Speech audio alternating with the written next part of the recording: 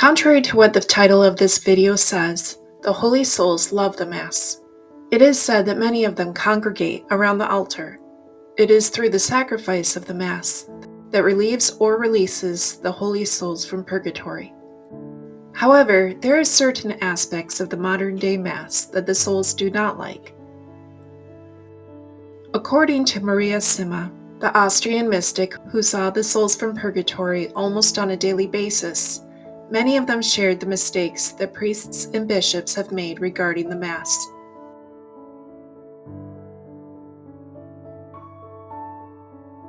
They do not like the sign of peace. It is a distraction from Jesus in the Holy Eucharist. Many times people will take advantage of the sign of peace to whisper to their neighbor, have a quick conversation with a friend sitting in back of them, or display peace signs or other things that are irreverent in front of the Eucharist. This happens literally right after the consecration. Let us think about the angels. Where is their focus? It is always on our Lord. They would never think to whisper to one another or fly around the church. The very thought is ludicrous. And yet, this is what happens when we, who are lower than the angels and have every reason to beg for God's mercy, give each other the sign of peace. I know many people who, instead of shaking their neighbor's hand, will bow first to our Lord and either prayerfully fold their hands and keep their focus on Him, or at the very least will nod and smile to those around them instead of shaking hands.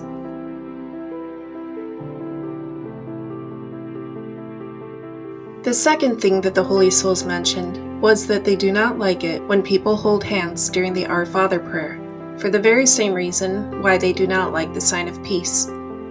This happens right after the consecration, and it can be very distracting to hold a stranger's hand out of politeness. Even when it's done in the family, it can be a distraction, as many times children especially will use this time to play or fidget with each other's hands during the Our Father prayer. I myself was guilty of this when I was a kid, until my parents stopped us from holding hands during the Our Father prayer and told us to fold our hands instead. Maria has even said that it can be dangerous to hold hands during the Our Father prayer or to shake hands during the sign of peace. This might sound a little paranoid, but this is what she had to say in her interviews. We should never let our guard down. The church is precisely the most holy of places that are infiltrated the most by Satan worshippers, and physical contact greatly strengthens the curses they spread around. How happy it makes them to hold hands or even hug people just when they've been distracted from Jesus. Danger often lurks behind false familiarity or forced unity.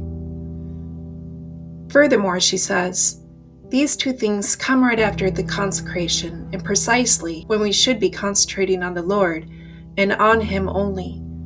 It is just then that He is closest to us, and there people go, looking around and searching for hands to grasp, rather than being uninterrupted in the deepest prayer possible with Him, and not with one's often unfamiliar neighbor.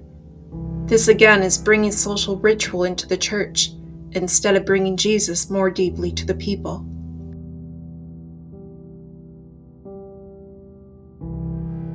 The Holy Souls have also told Maria that under normal circumstances, only the priests may distribute communion. The law of the Church states that this must be held to unless there are extraordinary circumstances, such as the priest being bedridden. Maria was a very fiery and passionate woman who let her feelings be known. Here you can hear her frustration when she says, "Extraordinary does not mean the difference between the congregation waiting 2 minutes to receive or waiting 10 minutes.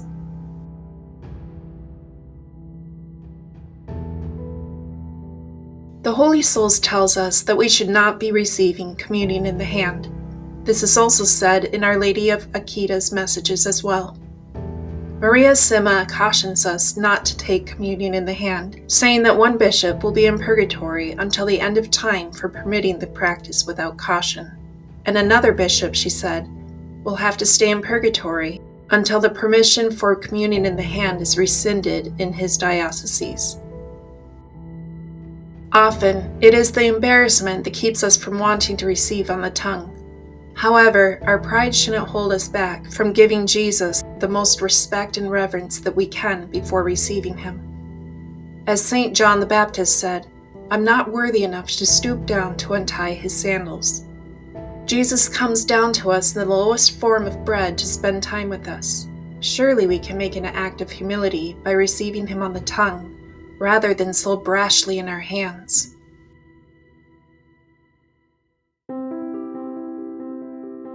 Last, the Holy Souls have told Maria that the railings for receiving communion need to come back.